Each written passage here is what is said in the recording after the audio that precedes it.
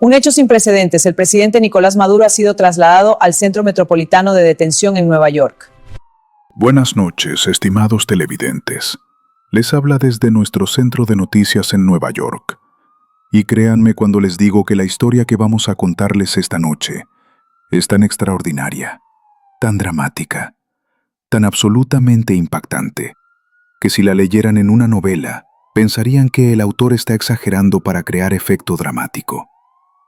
Pero esto no es ficción. Esto no es una historia inventada. Esto es realidad documentada que ocurrió hace apenas unos días. Estamos hablando de una transformación tan radical, tan absoluta, tan devastadora, que involucra a Nicolás Maduro, un hombre que durante años fue considerado uno de los líderes más poderosos de América Latina. Un hombre que controlaba un país entero con más de 30 millones de habitantes, que manejaba una de las reservas de petróleo más grandes del planeta, que se movía en círculos de poder internacional, que vivía en palacios, que viajaba en jets privados, que tenía ejércitos bajo su comando. Y en apenas 48 horas, ese mismo hombre pasó de todo ese poder inimaginable a estar encerrado en una celda de prisión federal estadounidense, vistiendo un uniforme naranja de prisionero, comiendo de bandejas de plástico, siendo tratado como un criminal común. Quédense con nosotros porque vamos a llevarlos minuto a minuto a través de esas 48 horas que cambiaron todo. Vamos a mostrarles exactamente qué pasó, cómo pasó y, sobre todo, vamos a revelarles los detalles más íntimos de esa primera noche en prisión. Una noche que debe haber sido absolutamente aterradora para alguien acostumbrado al lujo y al poder absoluto.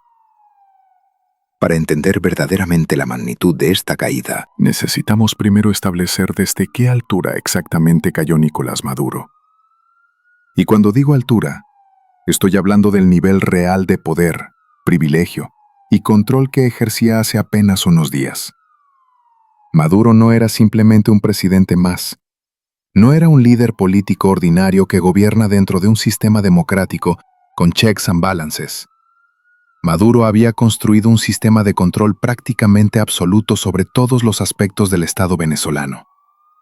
Controlaba el poder ejecutivo, por supuesto, pero también controlaba el poder judicial a través de jueces leales. Controlaba el poder legislativo lleno de miembros de su partido. Controlaba las Fuerzas Armadas a través de un sistema de lealtades basadas en beneficios económicos.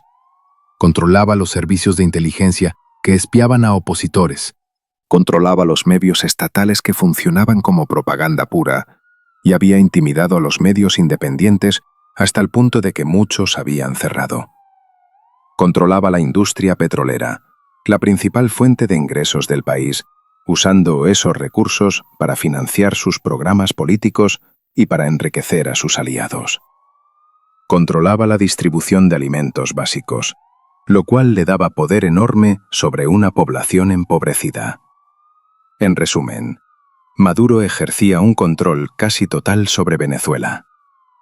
Su vida diaria reflejaba ese poder de maneras que la mayoría no puede imaginar. Se despertaba cada mañana en el Palacio de Miraflores, en una suite presidencial que ocupaba una sección entera del edificio, con techos decorados con frescos originales, con muebles antiguos que valían millones, con pisos de mármol importado, con obras de arte en las paredes. Tenía un equipo completo dedicado exclusivamente a su cuidado, ayudantes que organizaban su agenda, asesores que lo brifeaban, chefs que preparaban cada comida exactamente como él la prefería, médicos personales disponibles 24 horas, guardaespaldas de élite. Su vestuario incluía trajes hechos a medida, zapatos italianos, relojes de lujo. Cada vez que se movía, lo hacía en caravanas de vehículos blindados Mercedes-Benz, rodeado por seguridad, con calles cortadas para su paso. Sus comidas eran eventos extraordinarios. El desayuno incluía jugos frescos de frutas tropicales, panes artesanales horneados esa mañana, arepas con quesos importados, huevos preparados exactamente como él quería, jamones de la más alta calidad, café gourmet de las mejores plantaciones. Todo servido en vajilla de porcelana fina, con cubiertos de plata en comedores elegantes. Los almuerzos y cenas eran aún más elaborados, verdaderos festines de múltiples platos, dignos de restaurantes con estrellas Michelin. Langosta fresca del Caribe, camarones jumbo, carnes importadas de Argentina, pastas hechas en casa, risotos cremosos, postres elaborados, vinos de las mejores bodegas del mundo. Y estas comidas no eran solo para nutrición. Eran eventos políticos donde se reunía con ministros, generales, aliados, visitantes internacionales, discutiendo estrategias y tomando decisiones que afectaban a millones. Su oficina presidencial era impresionante, diseñada para intimidar. Un escritorio masivo de caoba, una silla presidencial de cuero con el escudo nacional bordado en oro, el escudo gigante en la pared, banderas, cuadros de próceres, ventanas enormes con vistas de Caracas, tecnología de comunicaciones de última generación. Cuando viajaba dentro de Venezuela, lo hacía en helicóptero presidencial o en aviones del gobierno, evitando aeropuertos comerciales completamente. Para distancias largas o viajes internacionales, volaba en jets privados gubernamentales que eran palacios volantes, con suites donde podía dormir en camas reales, baños con duchas, salas de estar, comedores, cocinas equipadas, sistemas de entretenimiento, comunicaciones satelitales encriptadas. Era recibido con todos los honores de Estado, alfombras rojas, guardias de honor, himnos nacionales, funcionarios de alto rango dándole bienvenida. Se hospedaba en suites presidenciales que costaban decenas de miles por noche o en palacios gubernamentales. Su seguridad personal era sofisticadísima. Guardaespaldas de élite del SEBIN, equipos de avanzada inspeccionando lugares antes de su llegada, francotiradores en posiciones estratégicas, contramedidas electrónicas, equipos médicos de emergencia, vehículos de escape, rutas alternativas, todo creando una burbuja que lo separaba de la realidad venezolana. Y entonces todo eso terminó en 48 horas. La operación para capturar a Maduro había sido planificada durante meses por múltiples agencias de inteligencia estadounidenses coordinadas con aliados internacionales. Vigilancia satelital, intercepción de comunicaciones, infiltración de agentes, negociaciones diplomáticas secretas, preparación de equipos tácticos, elaboración de documentos legales. El momento llegó cuando inteligencia determinó que Maduro asistiría a una cumbre internacional en un país que secretamente había acordado cooperar con Estados Unidos. Maduro llegó sintiéndose seguro, sin sospechar que caminaba hacia una trampa preparada meticulosamente. La captura fue ejecutada con precisión militar. Agentes federales estadounidenses, probablemente del FBI, coordinados con fuerzas locales, se movieron en el momento exacto cuando Maduro estaba vulnerable. Fue confrontado con órdenes de arresto válidas acusándolo de narcotráfico, lavado de dinero, corrupción, crímenes contra la humanidad. Su equipo de seguridad venezolano no pudo hacer nada, porque estaban superados en número y en territorio extranjero. Maduro, comprendiendo que estaba atrapado, no ofreció resistencia física. Fue esposado. Ese acto profundamente humillante para alguien de su posición. Las manos que habían firmado leyes, dado órdenes a ejércitos, estrechado manos de líderes mundiales, fueron forzadas detrás de su espalda y sujetadas con esposas de acero frío. Fue colocado en un vehículo de transporte de prisioneros y llevado rápidamente a un lugar seguro. En esos primeros momentos, debe haber experimentado shock absoluto, miedo profundo sobre su futuro, ira hacia quienes lo capturaron y un entendimiento aterrador de que su vida había terminado para siempre. Fue mantenido bajo guardia mientras se completaban procedimientos de extradición que normalmente toman meses, pero fueron acelerados por acuerdos diplomáticos previos. En cuestión de horas, fue entregado a custodia estadounidense y colocado en un avión de transporte de prisioneros de alto valor. El vuelo debe haber sido surreal. Apenas días antes había volado en jets de lujo, donde era el pasajero más importante, donde podía moverse libremente, dormir en cama cómoda, comer comida gourmet. Ahora estaba sentado en un asiento básico, duro, probablemente esposado, vigilado por agentes armados, sin libertad de movimiento, sin comodidad, con muchas horas para reflexionar sobre cómo había llegado a este punto.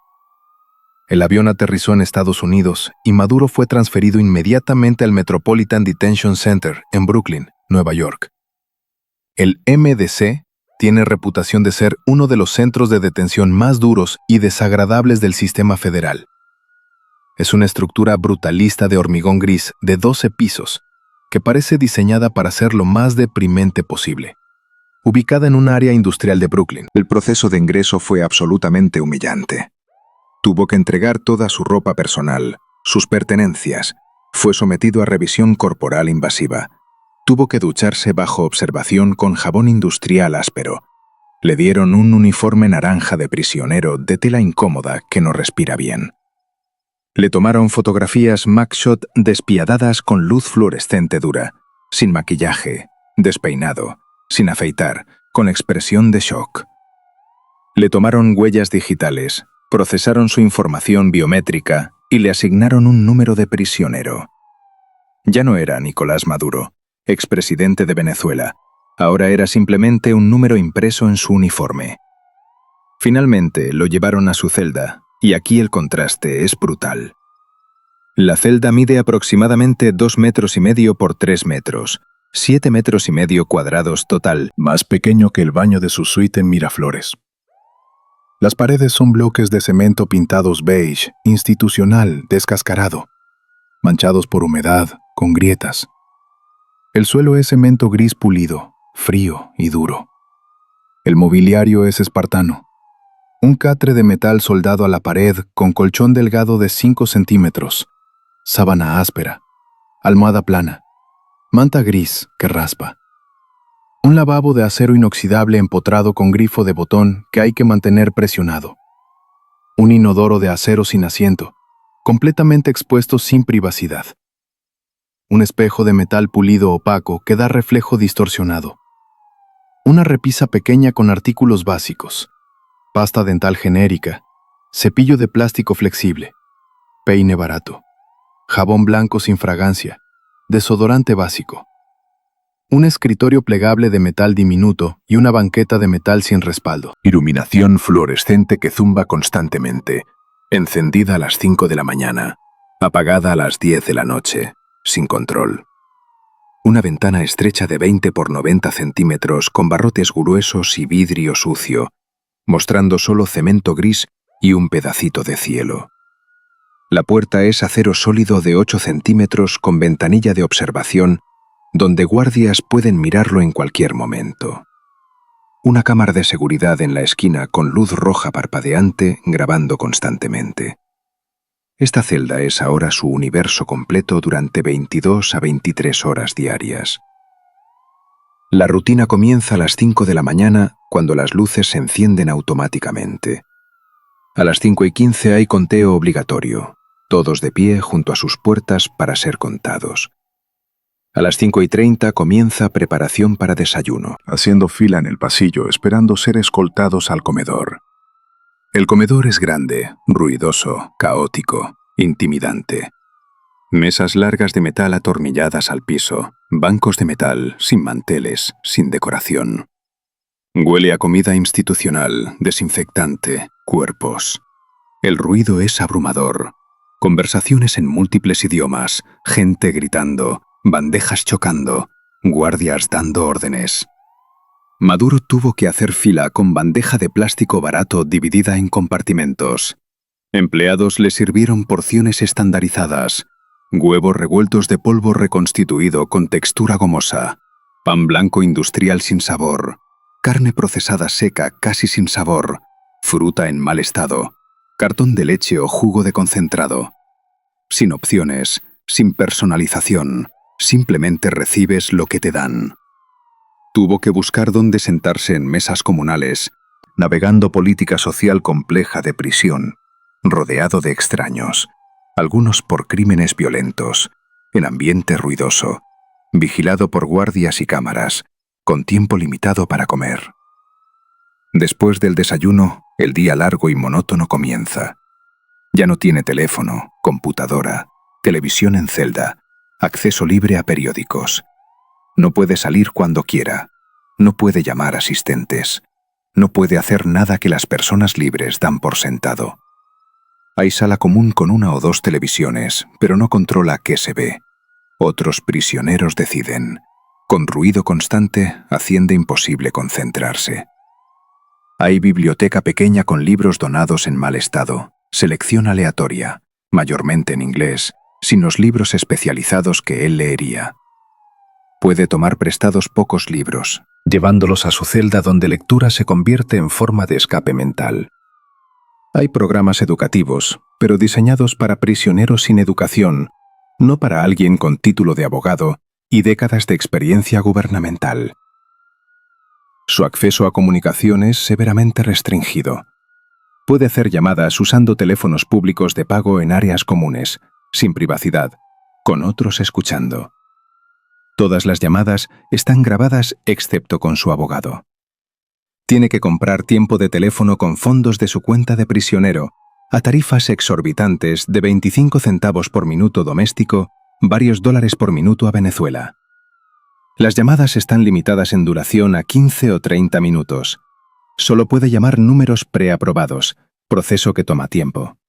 Dado que enfrenta cargos graves, Muchas personas con quienes querría hablar están bajo investigación o son testigos potenciales, haciendo contacto prohibido o desaconsejado. Las visitas son aún más limitadas. Solo ciertos días y horarios. Tienen que programarse. Visitantes pasan por verificación de antecedentes, detectores de metales, revisiones invasivas. Visitas ocurren en sala con mesas separadas. Reglas estrictas de no contacto físico, excepto abrazo breve. Guardias monitoreando.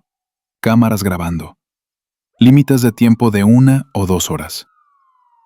Para alguien acostumbrado a recibir dignatarios en salones elegantes, esto es humillante.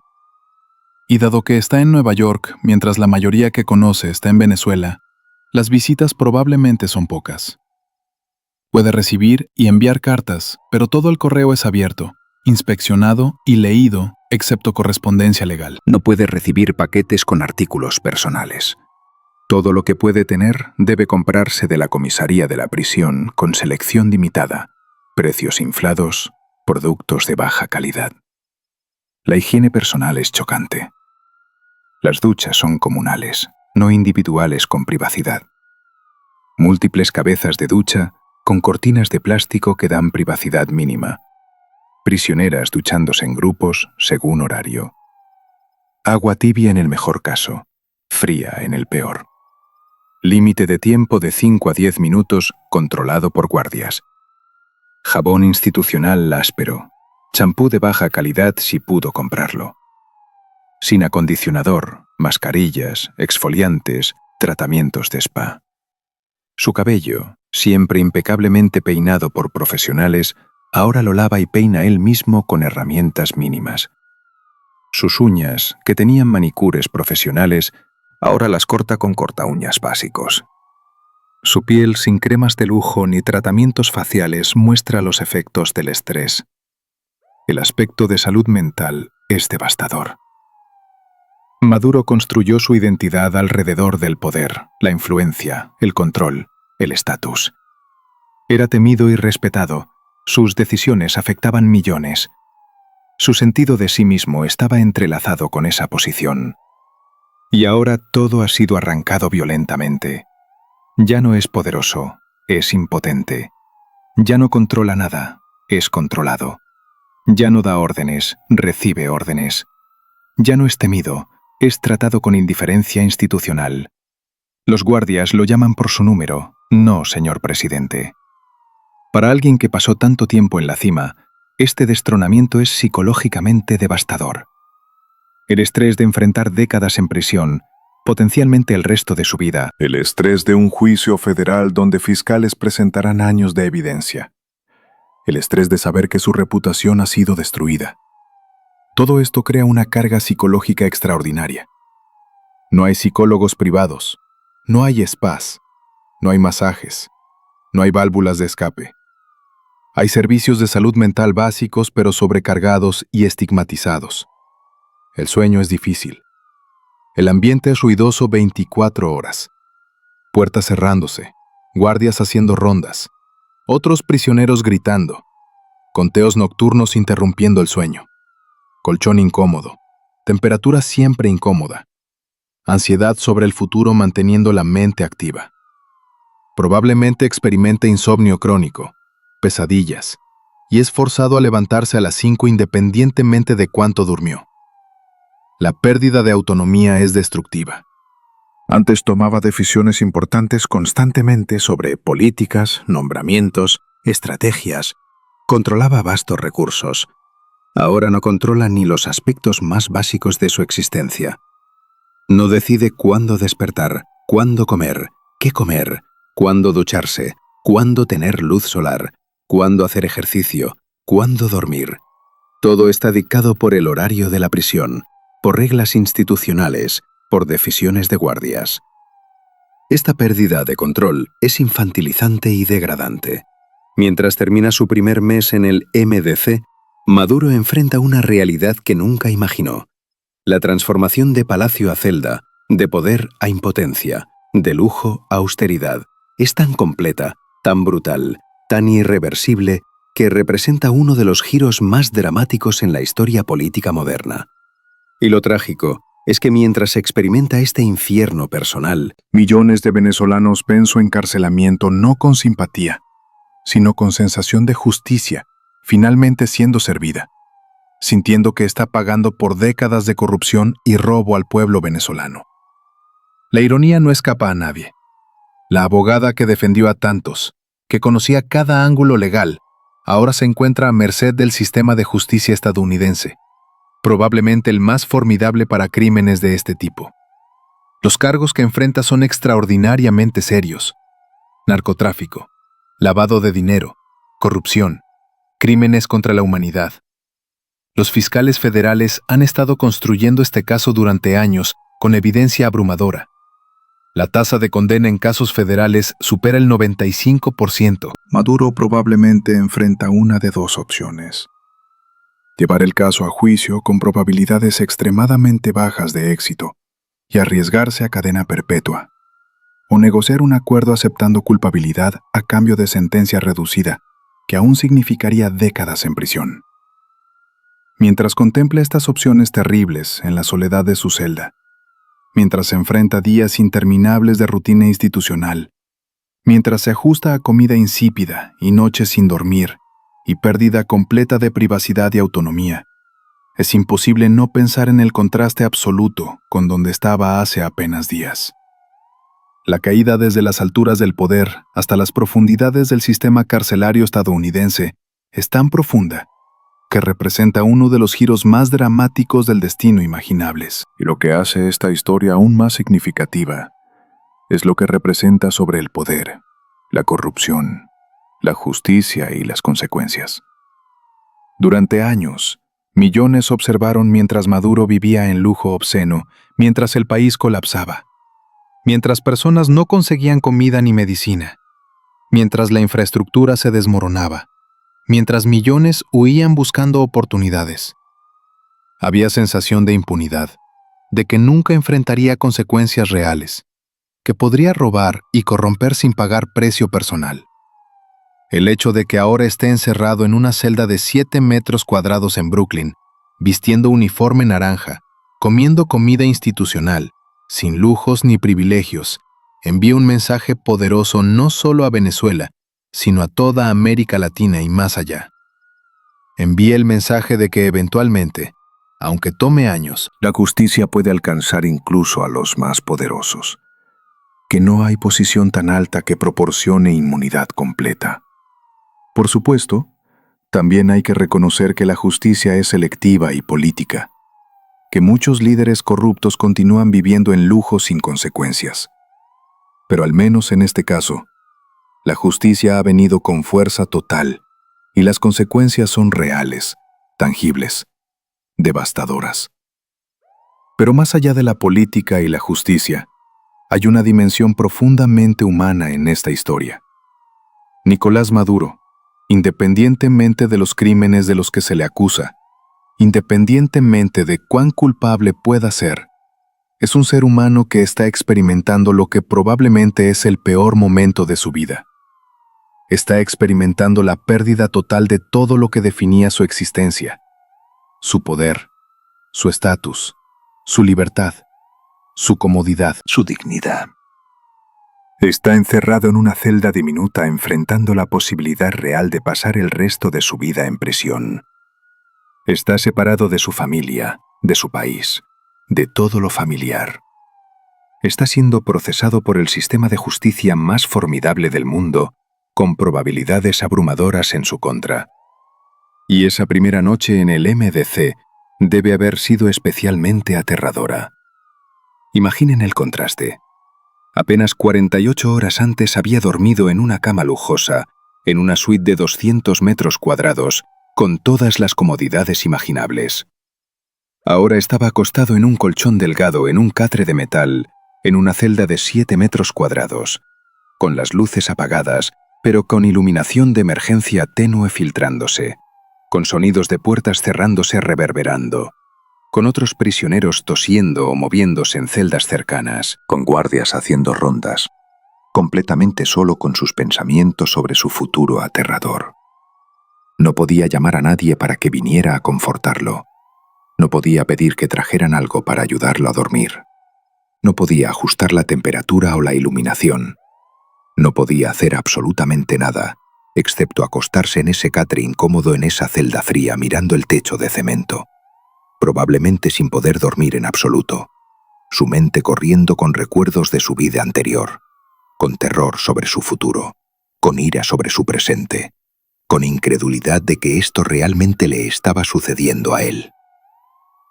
Y cuando finalmente las luces se encendieron automáticamente a las 5 de la mañana, con ese zumbido fluorescente fuerte, cuando tuvo que levantarse de ese catre para el conteo matutino, Cuando comenzó su primer día completo como prisionero federal, debe haber comprendido con una claridad brutal y dolorosa que esto no era una pesadilla de la que despertaría. Esto era su nueva realidad, potencialmente por el resto de su vida. El hombre que había controlado un país entero, que había vivido como un rey, que había ejercido poder sobre millones, ahora era simplemente el prisionero número impreso en un uniforme naranja, esperando en fila para recibir comida institucional insípida, usando un baño de acero sin privacidad, pasando 23 horas al día en una celda de cemento gris, completamente a merced de un sistema que no le mostraba ningún trato especial, que no le daba ningún respeto por su posición anterior, que lo trataba exactamente como a cualquier otro criminal acusado de crímenes federales graves. Esta transformación de presidente a prisionero en 48 horas es una de las historias más extraordinarias que hemos cubierto en años. Una historia que continuará desarrollándose en los meses y años venideros, mientras Maduro navega el sistema de justicia federal, mientras enfrenta su juicio, mientras eventualmente es sentenciado, mientras pasa años o décadas en prisión federal estadounidense. Es una historia sobre el poder y su pérdida, sobre el privilegio y su ausencia, sobre las consecuencias que eventualmente alcanzan incluso a quienes parecían intocables. Es una historia que merece ser contada completamente, analizada cuidadosamente y recordada como un recordatorio de que ningún poder es permanente y ninguna posición está completamente por encima de las consecuencias. Gracias por acompañarnos en este reportaje especial. Les pedimos que compartan este video, que comenten sus reflexiones sobre esta situación extraordinaria y que se suscriban a nuestro canal para futuras actualizaciones sobre este caso histórico. La transformación de Nicolás Maduro, de presidente en palacio a prisionero en celda, en apenas 48 horas, es una historia que seguiremos cubriendo mientras se desarrolla, porque representa algo mucho más grande que un solo hombre. Representa las consecuencias inevitables de la corrupción y del abuso de poder. Representa la capacidad del sistema de justicia internacional de eventualmente alcanzar a los más poderosos. Y representa el recordatorio de que no importa cuán alto subas, no importa cuánto poder acumules, no importa cuán intocable te sientas, Eventualmente, la justicia puede y llegará. Hasta la próxima. Y recuerden que la historia siempre está observando, siempre está registrando y siempre, eventualmente, cobra sus cuentas.